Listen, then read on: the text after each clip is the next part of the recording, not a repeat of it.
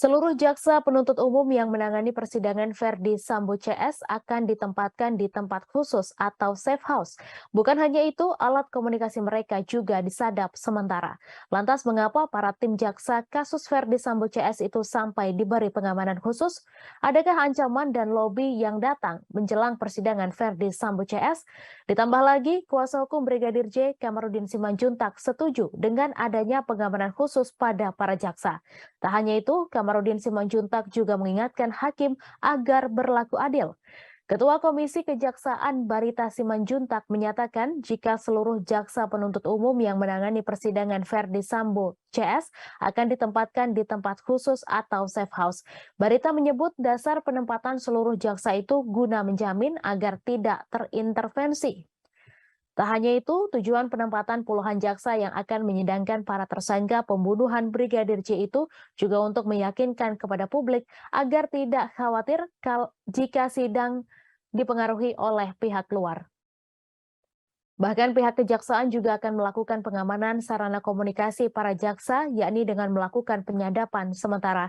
Hal itu juga dalam rangka memastikan tim JPU bekerja dengan baik, profesional, aman, serta untuk memudahkan koordinasi dan untuk menghindari alasan-alasan teknis dalam proses penuntutan. Ia menjelaskan setidaknya akan ada sekitar 30 jaksa penuntut umum yang akan bekerja untuk seluruh terdakwa dalam kasus pembunuhan Brigadir J. Keseluruhan jaksa itu nantinya akan mendapatkan perlakuan yang sama agar proses persidangan dapat terlaksana sesuai dengan asas hukum yang ada. Sebelumnya, Kejaksaan Agung Republik Indonesia menyatakan berkas perkara para tersangka kasus pembunuhan berencana Brigadir Yosua dinyatakan lengkap. Jaksa Agung Muda Tindak Pidana Umum Kejagung Fadil Zumhana menyatakan bahwa kasus tersebut pun akan segera melaju ke tahap persidangan. Ia menyatakan bahwa berkas perkara Verdi Sambo CS dinyatakan lengkap seusai hanya ada satu kali perbaikan berkas perkara. Penyidik Polri pun telah memperbaiki berkas perkara sesuai catatan dari penyidik.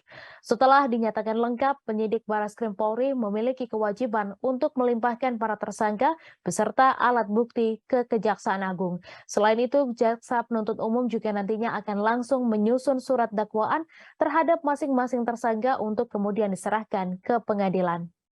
Berikut akan kami tampilkan wawancara dengan Jaksa Jampidum Kejagung. Berikut tayangannya untuk Anda. Saya menyampaikan beberapa informasi mengenai penanganan perkara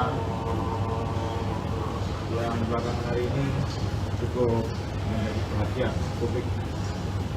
Saya akan menyampaikan beberapa informasi terkait kasus pembunuhan berencana yang dilakukan oleh para tersangka.